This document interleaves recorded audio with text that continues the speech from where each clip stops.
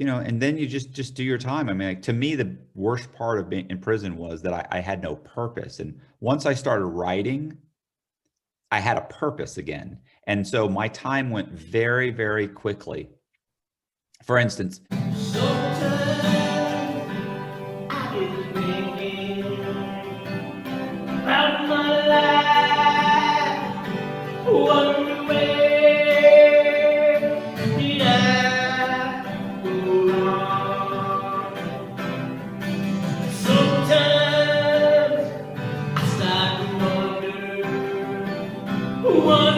Here you go. Here's the.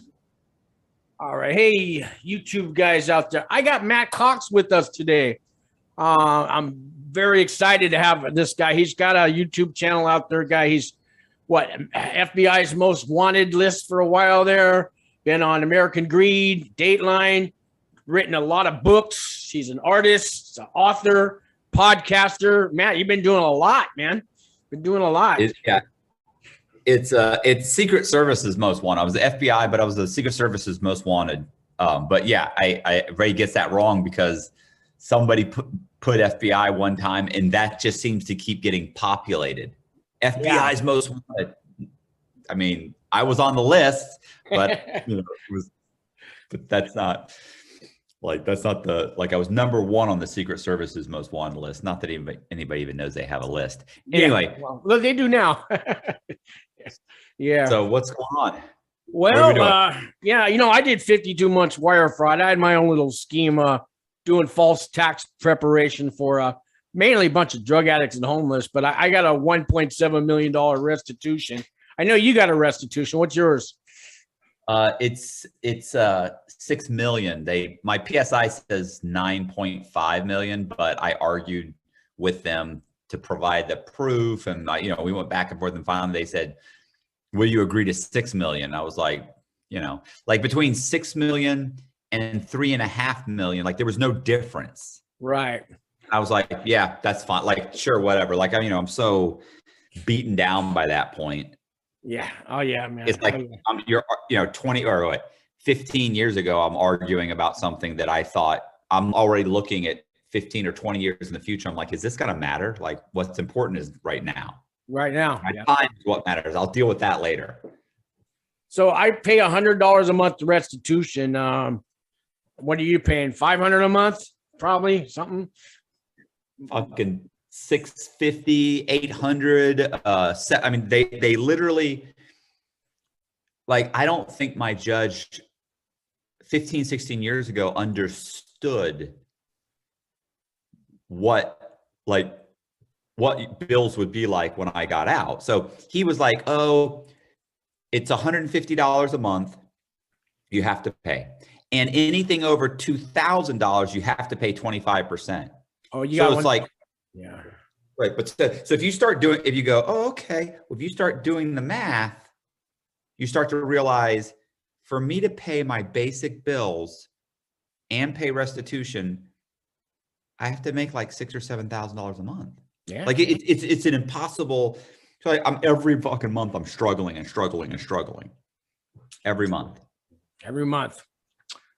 Yeah, I know the feeling. And how much time did you get? Oh yeah, and I can't work in any of the areas that I have an expertise in. I can't work in. Can't work in finance. Can't work in real estate. Can't work in development. Can't work in construction. Can't work in the real estate industry. Nothing. Nothing. And nothing probably handling other people's credit cards or identity, nothing like that. All finance. That's all falls under finance. That's all finance. Yeah. Wow. So that leaves, that's pretty restrictive. Yeah. Right. When I was actually in the halfway house, I had a friend who owned a construction company that probably had about 40 employees. And she said, look, I'll hire you for $15 an hour. All you got to do is pick up people and drop them off at the work, the work site, because a lot of these guys, they don't have they can't get there. They have DUIs, they're alcoholics, whatever. They can't even get there. Like you're a skilled laborer, but you can't get yourself there. So she was like, look, I'll pay you just to go pick up. You'll probably be picking up 10 guys. And then and then you can drive to like Home Depot, pick things up, like just be like a runner, 15. But she's like, you can do that for 6 months till you get out of the halfway house. I thought, what a great job. That works. Yeah. You're just sitting in the truck all day. My probation officer said no. What? And I said, what are you talking about? Like, I can't work in construction. I don't know why, but for some reason it says construction because they're saying you bought houses and fixed them up. I'm like, well, Oh, and then sold them as a part of your scheme. Yeah, but I didn't do the fixing up, and there's nothing fraudulent about the construction. And my probation officer is like, look, that's what it says. wow. You can't do it. She goes, I said, so you're telling me I can't drive a truck? She goes, you can't dig a ditch. You can't paint a house for a construction company. I was like, fuck. Shit, you can't drive either. Damn. Wow. So yeah. So anyway, you were saying, I'm sorry. Go ahead. Oh, how much time did they give you in the feds? 316 months, which is 26 years and 4 months. So obviously you didn't do that much time. No, I did almost 13 years, almost. Okay. Just shy of 13, a few months shy. And you started off at what, Coleman Medium, I think? Right. I Yeah. first went, of course, I was in the Marshals lockup for a year. So you didn't get out on pretrial, a bond, or anything like that. You were a flight risk, yeah. So I've been on. I was on the run for 3 years. Yeah. When they caught me, I've had about 24 passports. But when they actually physically caught me, they had, I think, 6 fraudulent passports that they caught me with. So no. When I was on the run, I had plastic surgery. You know, I had done a lot of things that made them feel like if they let me out, I would not return. You know how many viewers I get that are thinking about going on the run? And I thought about it, but I don't know where to get a fake ID or passport. I see in the movies. I went to Home Depot and asked all the Mexicans one day, can you hook me up with a fake ID? And they said, yeah, it's easier to find those for white people, right? It's hard finding our own. And they told me $500. And, you know, but I never went back. I thought about it, and they said they can't, it's not going to work for sliding the magnetic strip or social security number, but I don't know where you know, and then I watch your videos and, you know, I see it can be done. I think only in the movies. And then I see that I guess you had your ways, right? I mean, the best place to get them is a DMV. So yeah, fake birth certificate or something, or somebody who died, used their birth certificate. No, died. If they're dead, then when they die, usually the funeral home has applied for their death benefit, which is nothing. It's like $250. But now Social Security knows that you're dead. So they then put a little notation that says this person is deceased. Wow. So when they run your ID, to get you the ID, they run your social through uscitizen.gov. When they run you through that, with your name, it says deceased. Like this social security number that belongs to someone who's deceased 7 years or 15 years or whatever. So it's like, what they said, they'll look at it and they'll go, oh, okay, hold on a second, sit down, we'll call you in a minute. And that's when the sheriff walks in. That's when they hit that button. Yeah. So my mother worked at the DMV, and she told me when somebody came in with warrants or whatever, they had a button, and she said, you know, just what you said, they tell you to take a seat, and next thing you know, she would push that button. We got somebody for you. Yeah. Somebody's coming for you right now. No, I mean, I would interview like homeless people, or I would put an ad in the paper and have people call and apply for a mortgage loan on their house. So if I run an ad in Florida and I'm answering the phone in, you know, whatever, South Carolina, well, if they've never had a driver's license in South Carolina, I'd order their birth certificate, social security card, register to vote in their name. And then I take that information and I'd go in and I'd actually order their driving record in Florida. And I'd get all that stuff sent to me. And then I would take that information and I'd walk into the DMV and say, hey, I just moved here a couple months ago and I lost my license and I got a new license anyway, so I'm here.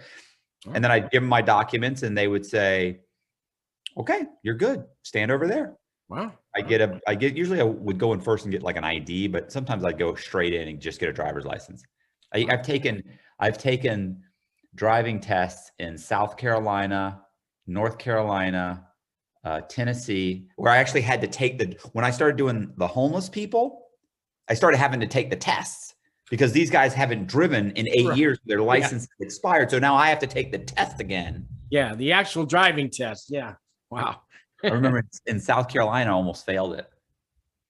I got up, like, I mean, you know, you're sitting there like click, like no big, okay, click, then boom, I missed it. Okay. Click, boom, missed it. Whoa. I need to pay attention. Like I started paying attention. I was like, whoa. Yeah. You know, I get guys ask me all the time about the first day in prison, what it's going to be like. And, you know, I went to a camp and I know a little about the low security, but the mediums, man, you remember your first day in a medium, man? What that? Can you maybe tell people what that was like? How do you survive a medium, being a white collar guy or nonviolent criminal? You know, there were a couple of, there were very few, like there's at the medium, there was about 1,600 inmates at Coleman medium. At the low, there's about 1,800. So there's about 1,600 guys there. And, I mean, initially, I didn't talk to anybody. Like the very first day, you know, you get there and they talk, SIS talks to you. Well, medical comes in and talks to you. Like, you know, you have all these people come in through and they have a quick conversation with you. And then they give you you go to this one unit, which is a transfer unit. And so, you know, I went to the transfer unit and I walk up, I gave my little bed card and they gave me a cell and I went in, you know, I'm in there I got sent in with a, I forget what they call them. Basically they're American, but they're Mexican-American guy, this Mexican guy. And he said, you know, hey, what's up? I'm your cellie. I brought my bunk, all my bedroll and everything, put it up, made my bed. And then I kind of went out and was kind of just walking around the little pod, like, right. There's like 150 guys in the pod. I'm just kind of checking it out and, you know, being quiet, not talking to anybody. People are looking at you because you're new. Yeah. And I'm just being quiet. And all of a sudden I start hearing this woo, and they start screaming, lockdown, lockdown. And I'm just watching everybody race around. And then my cellie comes up to me and he goes, cellie. He said, you got to go in the room now. You got to go in the room now. And I'm like, what's going on? He said, somebody got stabbed in the rec yard. And I went, someone got stabbed. I go, someone died? And he goes, no, they just stabbed them up a little bit. Just a little, yeah. A little bit. And I went, whoa. And so I go in the room, they locked it up. And like an hour later, they opened it up they counted us. An hour later, they opened it up for chow. I mean, like it's bizarre being there. I really didn't talk to anybody for a few days. Like very few people did I talk to for a few days. So at the camp, you know, we don't really have the cars and the gangs. I mean, the Mexicans kind of do, but no paperwork is asked. You know, nobody cares what you did. But I hear in the mediums and the penitentiaries, you got to show your paperwork and be in a car. I don't know. It's worse in the penitentiaries, but is it like that in the mediums? It's definitely like that in the medium. So when I did eventually talk to a guy, he asked to see like a white guy. After a couple of days, a white guy kind of approached me and was talking to me. And he said, well, you're going to have to show your paperwork. And I was like, oh, okay. I was like, paperwork, what do you mean? And he explained my pre-sentence report. And I was like, oh, okay. And I actually had it. Like I had my lawyer had mailed it in. Like, so literally, and when I got there, like she had mailed stuff in. So I just gotten it. I was like, oh, so I think it was, maybe I showed it to him a few days later, whatever. I ended up showing it to him and he looked at it. He goes, oh, okay, you're good. And I go, what do you mean? He said, well, you know, you didn't cooperate against anybody. And I went, oh no, I cooperated against some people. I said, I just doesn't say it in there because nothing happened. So I said, there's nothing, you know, I said, nothing ever happened. I said, but I definitely, I said, everybody cooperated against me and I cooperated too. Yeah, me too, man. Yeah. That was not the thing to say. Not the thing to say. But I really didn't know that. I knew it, but I wasn't that concerned about it. It was a medium, and I had already heard that like I already heard that like everybody was cooperating. Like, don't talk to anybody about your case. Don't this, don't that. And so, and the guy looked at me, he was like, well, I wouldn't be telling people that. And it's like, well, then what are you looking at my paperwork for? Now, of course, I'm sure told people. Like, it got around pretty quickly. And honestly, within a year, an article had come out in the St. Petersburg Times where I had also cooperated against a politician that I'd bribed. I'd gotten this guy elected. I'd paid for like, he ran a campaign in my district on the, not the county commission. It was the, whatever. It was like the different seats in the city. So he was not a commissioner, council member. So my area was he was the council member. Those things are run off about 30 grand, right? To do and I paid him, giving him 22,000. And so, you know, I got him elected, and the FBI had come to talk to me about it. And they said, hey, look, you know, we got all these canceled checks from you. We got canceled checks from all these other people. Everybody seems to know you. Like, you're the biggest donor. Apparently you gave him, like, I forget what I gave him, like 7,000 or 8,000 in cash at one point. He's like, and when you gave him that money, the next day he deposited the money into his account. Like, he walked in and deposited like 6 grand, and I'd given him like 7,000 in cash. So she's like, they were like, it's obvious. We can even see where you took the money out of the bank during a scam. So I was running a scam, and I had a buddy of mine withdraw a bunch of money and give me 7 grand.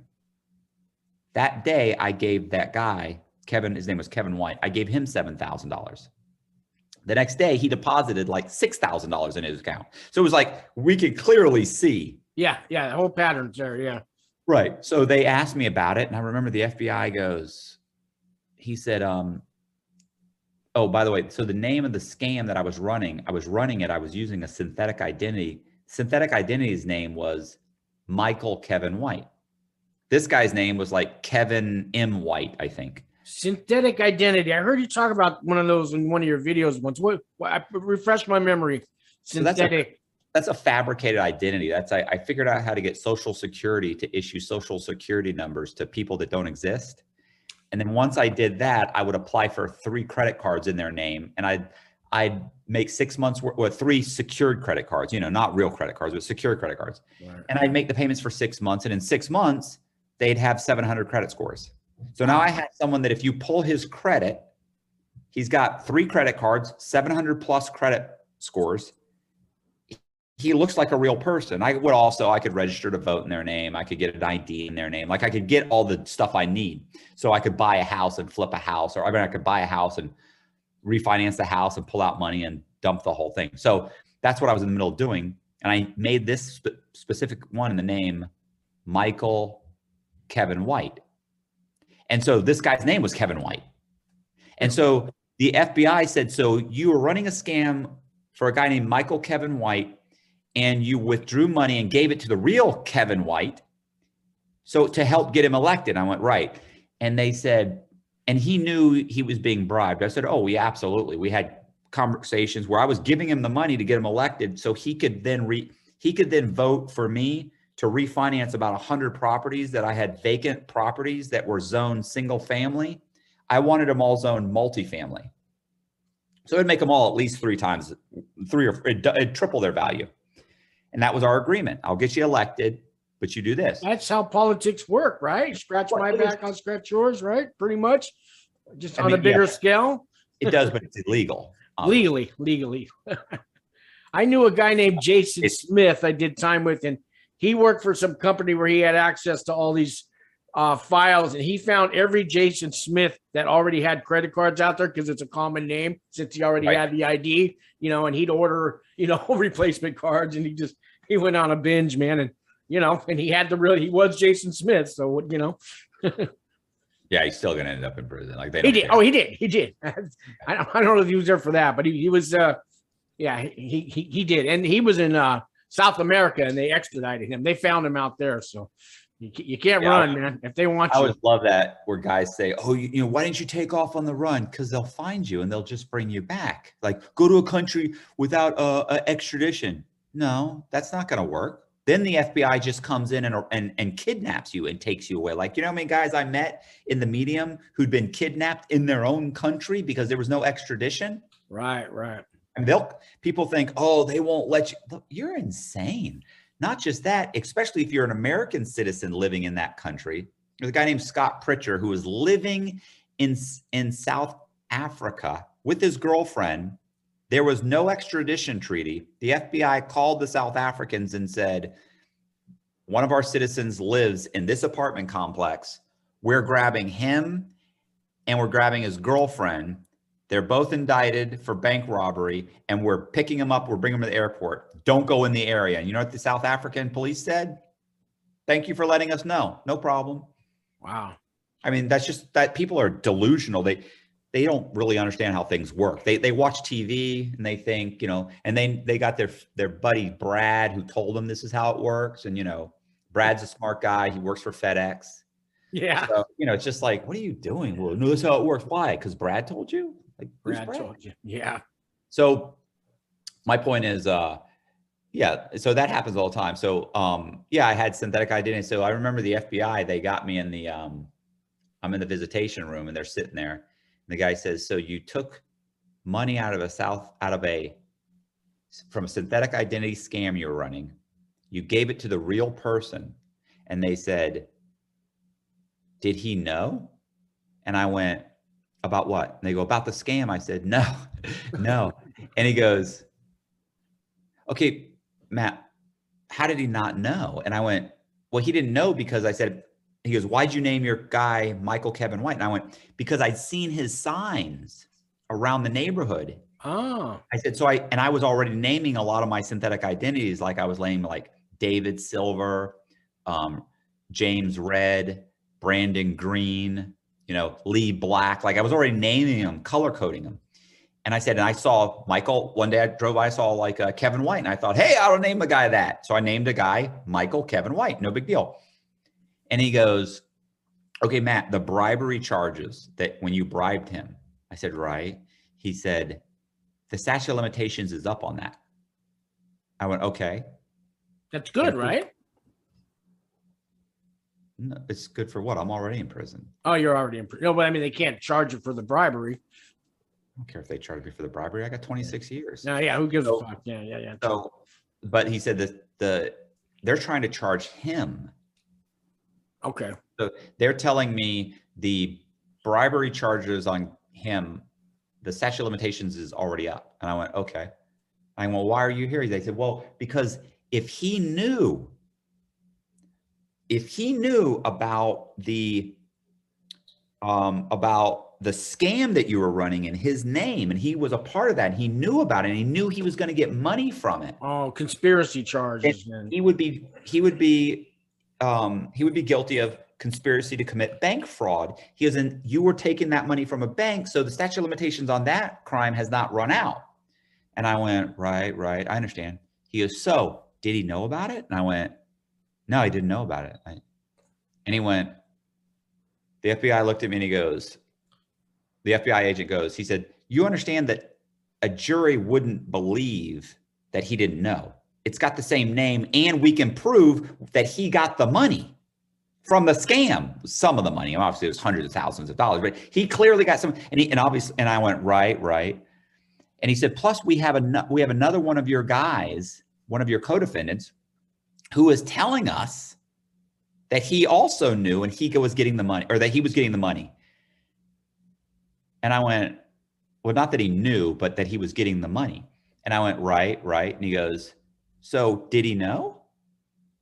And I went, no, he didn't know. I told you he didn't. Like, I didn't understand. The FBI was trying to tell us he was in on the scam, right? And you get your time cut. Yeah. I didn't realize what he was saying because, you know, I kind of, in a way, I hate to say that because I kind of felt like I almost did, like it was like, and so I remember I was like, I said, well, I mean, that's not true. I said, what, do you want me to lie? He goes, no, I don't want you to lie at all. I'm just saying if he did know, we could indict him and that would help you. Did he know? And I went, no. Like looking back on it, if I knew how the system worked now, I'd been like, fuck yeah, he knew. That's your ticket. Yeah. He knew. Like this guy's already a scumbag. He's going away anyways. If the feds got you, they got you anyways. So listen, they never indicted him for that. So a year later, they indict him on bribery charges for something else. But it's also he's bribing. That's how they are. If they can't get you on one charge, they'll get you on another one. When you're on their sheet, you're on their sheet, man. Well, it's not that. It's that he was a crooked politician. And he was crooked. So yeah. So they got him on another bribery charge. and he went to trial and he lost, and he ended up getting like 3 years. So it was like, it was stupid. He was going to go to jail anyway. Yeah. And I'm sitting there saying, no, it's not. No. Like, I don't even know what I was thinking. Cause if once you go to prison and you realize how it works, you're in such a shitty situation, and you realize just how horrible the system is. It's bad. I mean, and that guy was trying to give me an out on a guy that clearly was guilty of fraud. He'd committed fraud, and then he continued to commit it and got charged later. And, my dumb ass was like, no, that's not what happened. Whatever. But anyway, yeah, so the meeting, what happened was when I met with the FBI, there ended up being an article about that whole thing and them investigating him and coming to see me. And they even talked to my lawyer. My lawyer said, oh, I know the FBI's talked to him several times. So that there is front page on the St. Petersburg Times. So they put me in the shoe for my own protection, protective custody. So I was in there for about 45 days. And then they let me back out on the compound. So they come to me and they said, look, Cox, do you want us to ship you? And I went, for what? And they went, because the newspaper is everywhere. It says that you're cooperating. And I go, half the guys here, if you scream snitch, they turn around. And he goes, it's more like 95%. Yeah, he said, but 100% are lying about it. He said, and you may get a hard time. I said, I don't care. I said, I'm not here to make friends. Like, nobody's going to do anything to me. What are they going to do? They're going to say, don't walk the yard.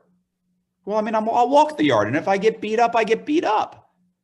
I got too much. I'm just not going to be chased around. Like if people are calling me names or whatever, fuck them. I don't give a shit. And luckily I got very few people ever said anything to me. I had some friends that were there. I met some guys that were good guys to hang out with. And nobody really bothered me. And then after 3 years, I got moved to to the low. And when I got to the low, same thing, that same jacket followed me. Oh, this guy is a snitch. This guy cooperated. This guy, which is funny because I didn't get a reduction. At that time, I hadn't gotten a reduction. I just didn't give a shit about who knew. Yeah. I used to say all the time, guys would be like, hey, Cox, how much time do you get? And I go, I got 26 years. I said, but somebody might slip up and tell me where there's a body buried, and I could be out of here tomorrow. Yeah, you tell me where the bodies are. I'm going to draw you a map, man. Yeah, and I just, so I would laugh about it. But, and they would be like, oh, it's like that? Yeah, it's like that. I'm not here to make friends. So, that's fucked up, Cox. And you go, yeah, all right. But it's so funny because it's better to just be either deny it from the get-go or just own up to it and just understand that, you're going to be alone most of the time and you're better off. Yeah. So I ended up at the low. I ended up with a group of guys that were pretty cool. You end up with 4 or 5 guys that you hang out with most of the time. And I just didn't talk to anybody. You were there with RDAP Dan, weren't you? Yeah. No. Wait. I was there, but I didn't know him. Like, we were there at the same time, but we never talked or met. Okay. Look, now the low is 1,800 guys, and I'm in a different building. Yeah, that's big. He was in RDAP. Like, he went into RDAP almost immediately. Okay. Did you do RDAP? I did RDAP twice. Ah, yeah. You didn't make it the first round. You got retread. I never made it. You never made it. Oh. No, I only went in RDAP so that they would put a management variable on me. So a management variable is when they can't move you from an institution.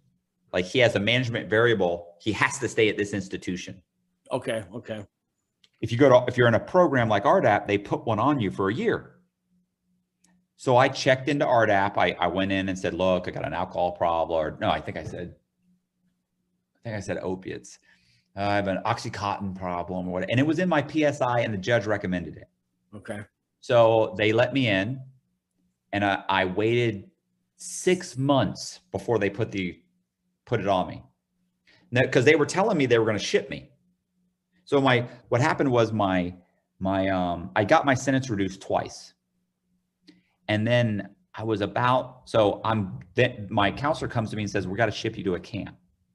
Like, you should never have been you're only at the low because you had so much time. But now you're going to be out in a couple, in like 2-3 years. So, and I was like, fuck, if they send me to a camp, like I won't be able to see my mom. And my mom used to come see me every 2 weeks. So Okay. I was like, I was trying to figure out how to stay. And they were like, you have camp points. Like you have like I came in with like 3 points and I was down to like 1 point. Okay. Yeah, I know 11 points or less, you can't material. So, Right. Yeah. So I was only at the medium and the low because I had so much time. Coleman has a camp too, don't they? They had a women's camp, which is now it's now a men's camp. Okay. Okay. So they were going to ship me, and I thought, fuck, you know, I went in, I applied for RDAP, I got into RDAP, and it took them about 6 months before they finally put a management variable on me. And when they did, I immediately walked in and put a note under the doctor's door who runs the program. And I said, boom, please check me out. I want to go back to my old unit. I'm done. And she did. Like a week, 2 weeks later, she said, okay, I'm gonna let you go back. And she moved me. So I should have been good for a year. Yeah. It turns out that they were pushing so hard to get people into camps, they took the management variable off me. Wow. So 4 months later, my counselor calls me in and says, we're shipping you to a camp. And I said, you can't, I have a management variable. They said, I know, I'm applying to have it taken off.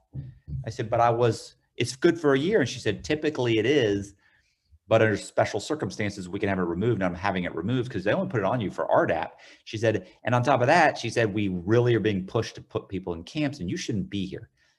But I'm still thinking, my mom comes to see me every 2 weeks. If I go to a camp, I won't be able to see her. Yeah. So I said, well, you can't do that. I'm supposed to be going back to RDAP. She goes, you are? I said, yeah. I said, I was just approved and they're bringing me back like at the end of this week. And she goes, oh gosh, I didn't know that. No, that's a complete lie.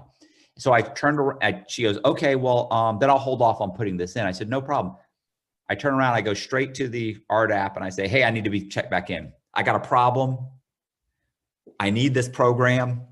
Yeah. And so they brought me back to the program, put me back in, put the management variable back on me about 5 months later. And I immediately checked out again. Yeah. So I went back to my unit for about 2 months and then I went straight to a halfway house. Okay. All right. Most people would have jumped at going to a camp, but I understand your mom, the visits and all that. And I had friends at the low. Like Yeah, I had sure. a good routine. You're already, yeah. And I guess you felt comfortable there. And I did all my time at a camp and, we don't have the fences at a camp. So we got the good stuff, real cigarettes, whatever you want, real alcohol. You don't have to depend on the guards to bring anything in. You just walk to the side of the road and pick up a bag, Some guys go to the store, come back, just be back by count, It's crazy. I heard the guys in Atlanta were actually leaving the camp, going and robbing 7-Elevens and stuff and shit, and then they were coming back. Yeah, I've heard that. Yeah, they go stay at the motel, meet their girl, whatever. Girlfriend. Yeah. One time at the camp, I woke up and my neighbor 2 doors down wasn't my neighbor that day. It was some other imposter. He had street clothes on and he had done a switch for the count. So the guards come down at night because they don't, lift up your face. And he was it was early in the morning before the sun cracked up. He was out the door to go do the switch so the other guy could come back. Amazing, man. Who would do that? Sneak into a prison overnight just so some guy, I don't know what they paid him to do that, but crazy shit, man. Yeah. Ridiculous. Yeah, my second night at prison, at the camp there, they caught a guy out in the middle of the field picking up a duffel bag full of, alcohol, cell phones, cigarettes, and he was getting released at 6 a.m. that day, but he wanted to take care of his gambling debt, so he had his wife meet him at the side of the road. He couldn't wait till he got released and then dropped the bag off the night, the next night. Or anyways, they caught him and his wife, added 2 years to his sentence, gave his wife a year. This is my second day in prison. I'm going, really? This is how it works? Amazing, man. Yeah, amazing.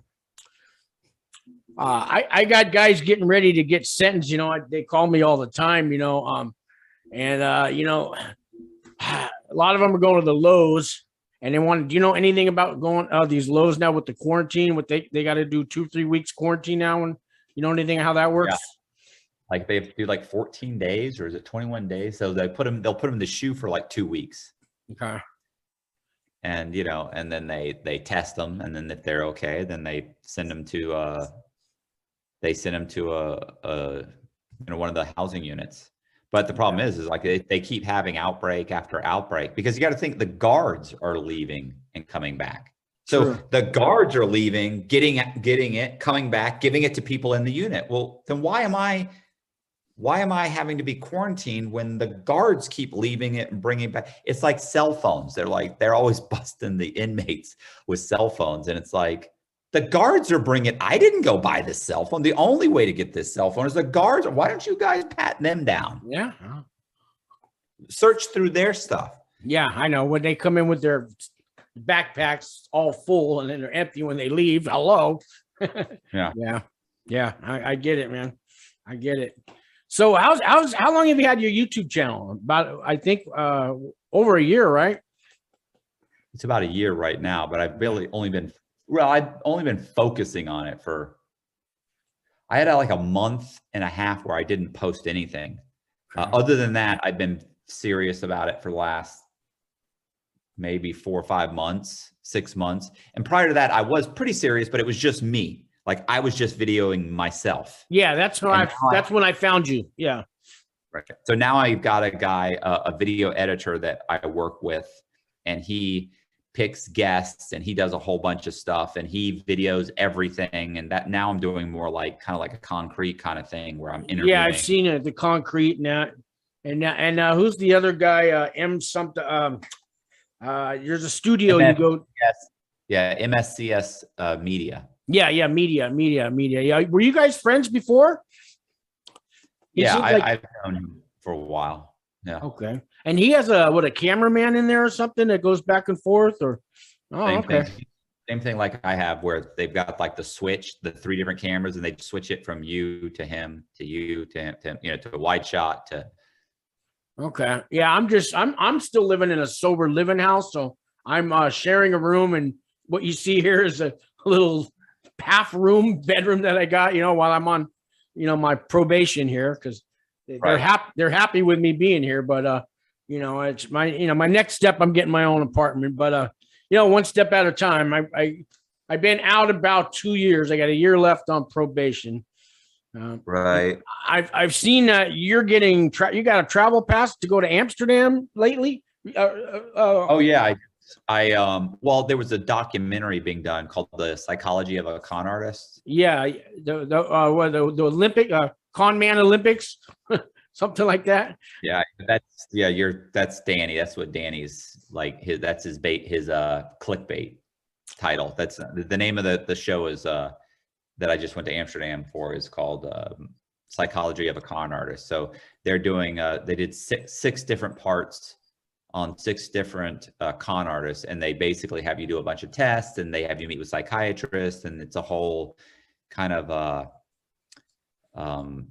I don't know, analytical thing they're doing, try and figure out like what makes someone a con artist, I guess. I don't know. Right. It's interesting, and it was a cool show. It was cool to go there and do that. I had to get permission from my judge to go. So I mean, because I can't get a passport just by myself, so I had to get permission, 1, to leave. First I had to get permission just to leave the country, and 2, you have to get permission so the judge had to give me permission to first get my passport, and secondly to leave the country to do this. So and then of course my probation officer has to give me a travel pass. Right. So it is possible to leave the country. People have been asking me. I got a friend, he's from Jordan. He wants to go visit his family and come back. So I guess it is possible. Okay. Well, I mean, it depends. I have other friends so if you have dual citizenship, it's a very possibly an issue. Okay. So if you're a U.S. citizen and it's for work, and it's work related, then you have a good chance of being able to go. Like the first time I was on probation, I was allowed to go to Norway and England. Wow. Because I've been in trouble before. So I was allowed to go then. Once again, had to go to the judge, had to ask permission. They gave me my passport back because I actually had one at that time. So they gave it back to me, let me go, come back. So, so I knew it was possible. And in this case, it was specifically for work. It wasn't like I was going there. Every time I talk to somebody, everybody's like, "Oh, bro, so that's cool. You went to Amsterdam." I was like, "Okay, well, it wasn't. I was there for work. I did have like a day and a half just because of the way the flight was, where I actually was able to kind of walk around the city, which was cool. But everything's closed. Yeah. Like you can't go to museums. You can't. Like I wanted to go to Anne Frank's, the Anne Frank Museum. Right. Yeah. It's like 8 weeks. It's booked for 8 weeks. Like there's nothing I could really do. But listen, just walking around Amsterdam, after being in prison, Sure. being out of prison for 2 years and just walking around and looking at the boats and looking at the city and like that's such a gift. Like I was just thrilled, just like, wow, this is just great just being here. So, it would have been better if I'd been with somebody, but it was just me. It wasn't a vacation. So, yeah. So what's next for Matt Cox? You got any movie deals lined up, documentaries, book signings, any kind of? When I was locked up, I wrote about 20 synopses of different guys' stories, true crime stories, written 7 books. So I've got a bunch of books that are out. I've got my memoir. In a way, I've got a couple of memoirs out because it's kind of me telling other guys' stories. And I'm kind of in there, like as I was kind of deconstructing the whole story, because some of the guys like would lie to you. Sure. And so you have to kind of order the Freedom of Information Act and order documents and figure out what's really happening. Can people find how to get your books on if they go to your channel, like underneath the description, you got links? Yeah, I actually do have links. You're right. That's a good. Okay. That or Amazon or anything, but okay. Yeah, but anyway, yeah, I'm currently working with a couple production companies. I'm trying to get some production deals. One of my guys is probably going to have a documentary done on him. It's pretty much for sure. And I got another guy that there's one in the works. It's just, I'm working all the angles and trying to do everything I can do to survive. Yeah, no, I wish you the best. I don't want to see you go back to prison, I believe a tiger can change his stripes, believe it or not. That's what I'm doing my best to do that. Hey, I do want to, thank you for your time and everything. But before we go, do you have some advice for a lot of people that call me are getting ready to go to prison? They've been sentenced and all that. You got some advice for them, or people that are just about to get sentenced? Maybe what they could say to the judge on that sentencing day? Honestly, the PSI is done. Like that, the pre-sentence report is done. Like, I mean, what do? You take responsibility. There's really not much you can do unless you've cooperated and you've got like a 5K1 or a Rule 35 that's coming up.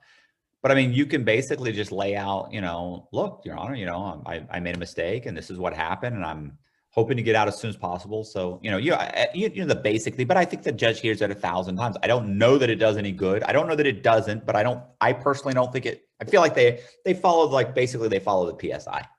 Yeah. That's it. So to me, my whole thing is, if you're going to prison, like your best bet is to find something to do that you enjoy. Don't talk about other people. Don't gossip. Don't borrow money. Don't borrow anything. Don't borrow money. Don't gamble. Don't gossip.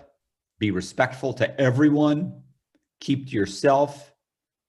Get a core group of guys that you can hang out with, and then you just do your time. I mean, like, to me, the worst part of being in prison was that I had no purpose. And once I started writing, I had a purpose again. And so my time went very, very quickly. For instance, RDAP, if I had completed RDAP, I would have gotten out a year early, right? Well, it would have been about 8 or 9 months early. Because I really didn't have enough. By the time they cut my sentence, I didn't have enough time. But regardless of that, the point is that I didn't even try and finish RDAP. I didn't get kicked out. I dropped out twice because I was so okay with being in prison by that point. I wasn't desperate to get out. I was enjoying writing these guys' stories. I knew what the environment was. And I was very, but you know, I'd been in so long, I was very anxious about getting out. I literally, when I left prison and I looked back at the prison, I remember my brother said to me, well, I'll bet you're glad to be done with that place. And I started crying. And it wasn't because I was so relieved I was getting out. It was because I was leaving all of my friends. So my whole world was in that prison. So when I was leaving it, it was like I was leaving my family. These were all guys that there were 4 or 5 guys in there that I deeply, deeply liked and cared about. And I was leaving them, and you wouldn't, going into prison, you wouldn't think that.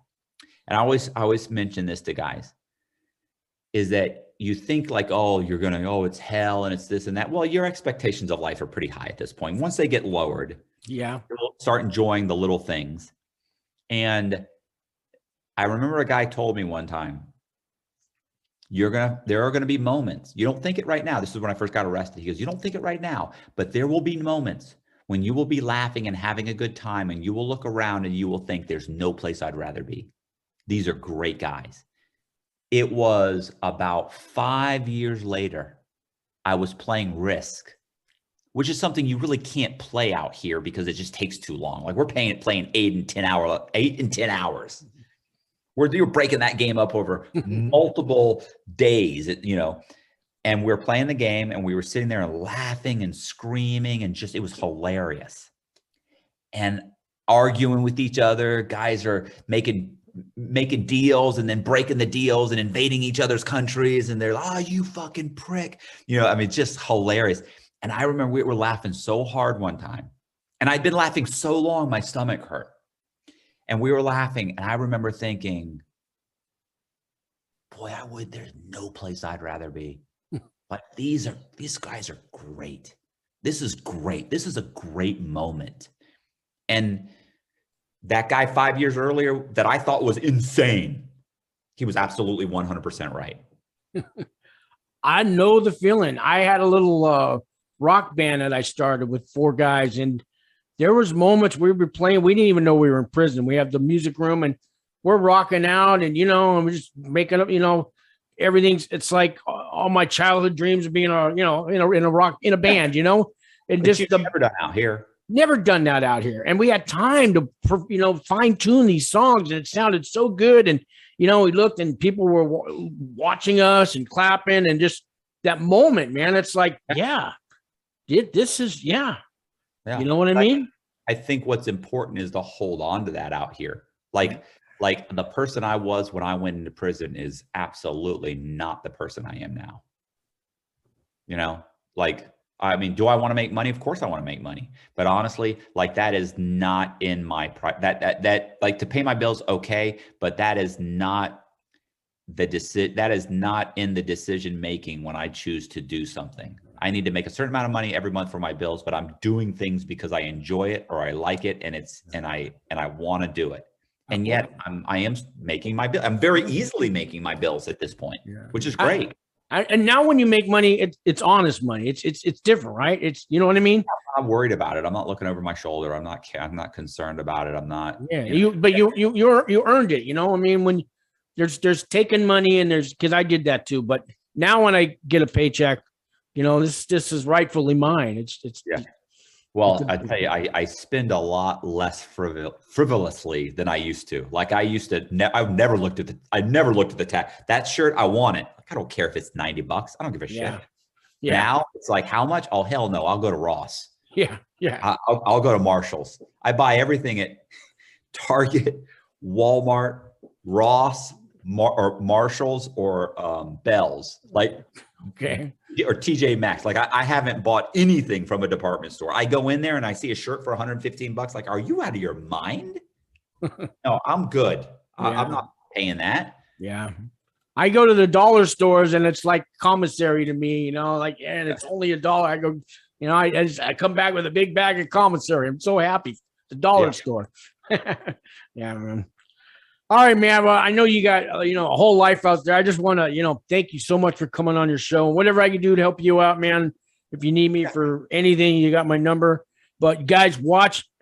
Look, I'm going to have links to your channel, and you guys out there, if you stuck through the video this far, you need to watch Matt's videos all the way through, like, ring the bell, do all that, buy his merch. That's merchandise for us old folks out there, right? They call it merch now, but anyways, you know, check out his books and his paintings, his, you know, you got some really good art out there. And I might even, you had a Marilyn Monroe one, I think you did, right? Yeah, I actually just screen printed a Marilyn Monroe. Like I do what's called a modified screen print. But yeah. I'm working on a few of them. I do them over and over and over. I'll do the same one over and over and over again. Yeah, I got my eye on one of those. When I get enough, I think I'm gonna hit you up for one. All right, Matt. Have a great day. Have a great weekend. Thank you so much, man. All right. All right, no problem. You bet. Thanks.